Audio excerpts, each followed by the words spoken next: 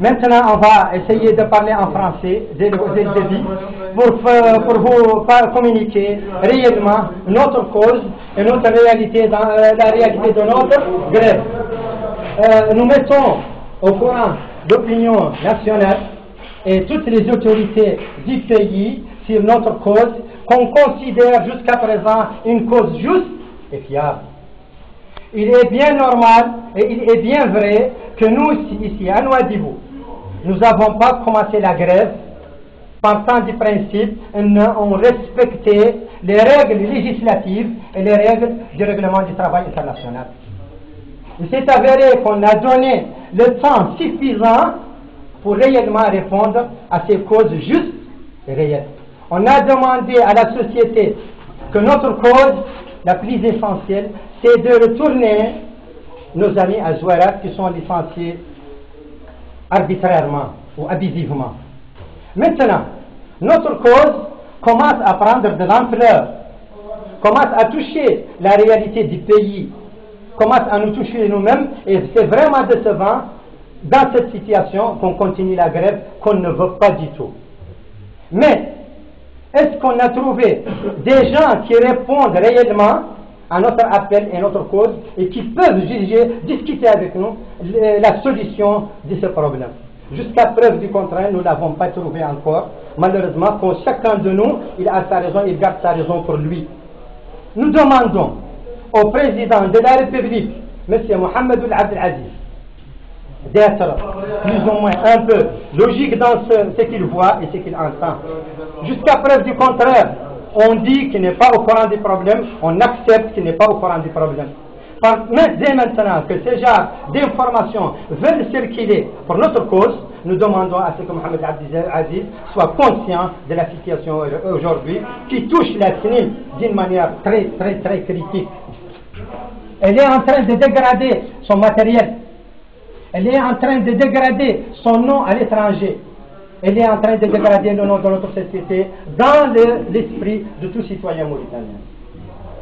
Maintenant, si le problème a atteint presque 2 mois à Zouarat, des familles qui sont licenciées depuis 2 mois, qui ne perçoivent pas de salaire, qui ont des enfants, qui ne, j'ose dire, que peut-être ils ne mangent pas depuis 2 mois, que c'est vraiment décevant que nous, les gens de Nouadhibou, qui ne sont pas encore victimes d'un licenciement, on reste réellement avec notre acte contre eux.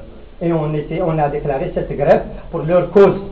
Je répète que nous demandons aux autorités nationales d'être vigilants et de voir le problème dans son sérieux fond. Et nous les mettons au courant qu'en réalité, la manière dont quelques éléments parmi nous, cadres ou maîtrises ou ouvriers, sont en train de faire marcher cette société dans des situations délabrées. Les engins, pour votre information, nous constatons selon nos sources, selon notre habitude, selon notre ancienneté, que réellement, lorsqu'on était à la CNIL avant la grève, on faisait des entretiens de ces engins chaque semaine 2 fois. On faisait des entretiens techniques sur ces engins chaque semaine 2 fois. Aujourd'hui, il s'est avéré que depuis la grève, ces engins n'ont jamais subi, peut-être, parce que réellement la situation pratique là-bas, nous l'ignorons. Mais d'après ce qu'on apprend, on sait que ces engins ne sont pas entretenus. Ça veut dire que ces engins sont le résultat et la richesse de notre CNIL. Et si on les casse, ou on les dégrade techniquement, demain, si la reprise de la grève, ou si le problème est résolu, est-ce qu'on aura des engins avec lesquels travailler fiables?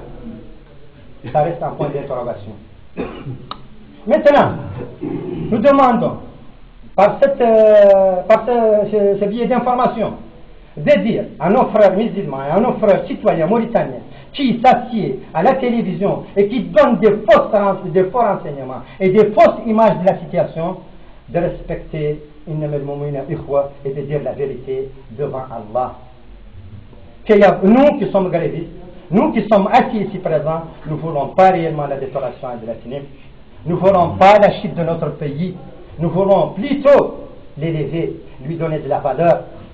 Mais il s'est avéré malheureusement qu'il y a parmi nos frères qui sont en train de divulguer des faux renseignements qui sont bien apparemment reçus aussi par d'autres qui ignorent la situation. Et nous, ici présents, nous leur transmettons la réelle histoire de la Syrie. Et je vous remercie.